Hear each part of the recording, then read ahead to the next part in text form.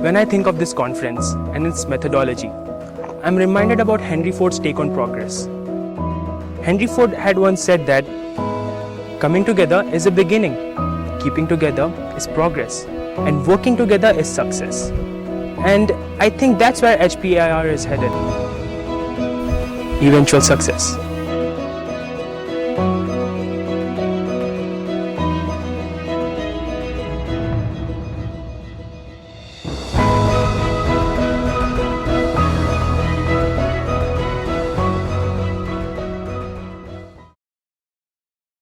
Hi, this is Syed Umar Hussaini from the historical city of Aurangabad, India, and this is my submission for the Harvard Project for Asian and International Relations 2014. Asia has long been known for its cultural diversity, and it is this diversity that makes it such a magnificent continent.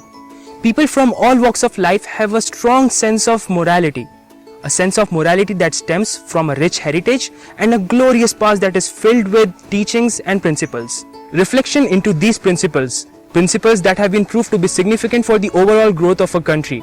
In general, principles like investing in human capital, having a strong sense of the environment, teachings of peace, and a general acceptance of all individuals. Because let's face it, in the end, every form of sustainable growth comes through people and their hard work.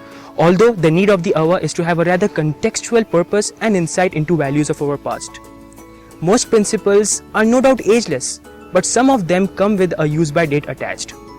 Reflections have to be a product of experiences and its time and context. Experiences that are situated in and focus more directly on current challenges are far more effective.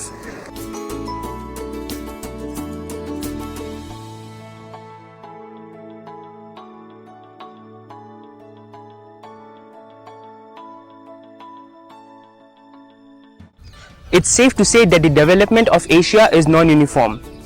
Even though the growth in Southeast Asia has been spectacular for the last 30 years, it has been in contrast to the growth of Central Asia. In fact, the economies of Hong Kong, Taiwan, Korea, and Singapore are collectively known as the Four Tigers because of their powerful economic performance. Through this conference, we can attempt to identify the reasons behind this impressive economic growth, because they might hold clues as to how to replicate this success elsewhere in this region. In my opinion, this conference will give us a platform to discuss important questions. Questions like, is growth affected by just manpower and infrastructure, or is it influenced by the use of technology as well? The role of public policy and the part that the government can play in improving the economy of their countries, and how organizations like the Association of Southeast Asian Nations can work more efficiently in boosting the economy of this region.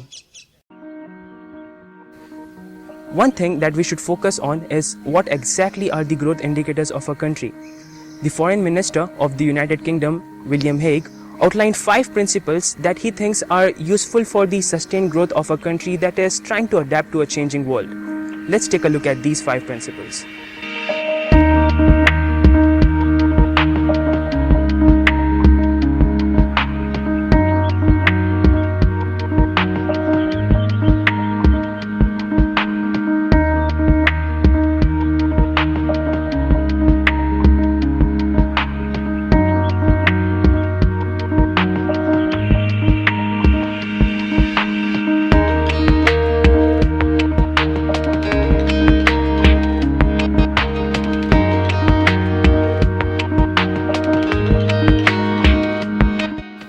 Since the countries of Asia are so unique in their areas of development, this is where part of this conference theme, fostering mutual growth, comes into spotlight. A stable and prosperous Asia will be achieved in the long run only if countries in this region are able to change, innovate, and stay competitive by strengthening free trade. Sustained mutual growth is the result of countries coming together on common terms and discussing mutual interests. We have to understand that there is no unique solution for the challenges Asian countries face. Every country faces a unique challenge, but for sustained growth, open economies matched by sensible policies and good leadership is vital. I think that for the overall growth of Asia, we need a comprehensive approach, combining past experiences, current reforms, and challenge-facing protocols. Innovation, research, discussion, and criticisms and an ability to bring about reforms swiftly and gradually without letting go of our ethics is what the theme of this conference means to me.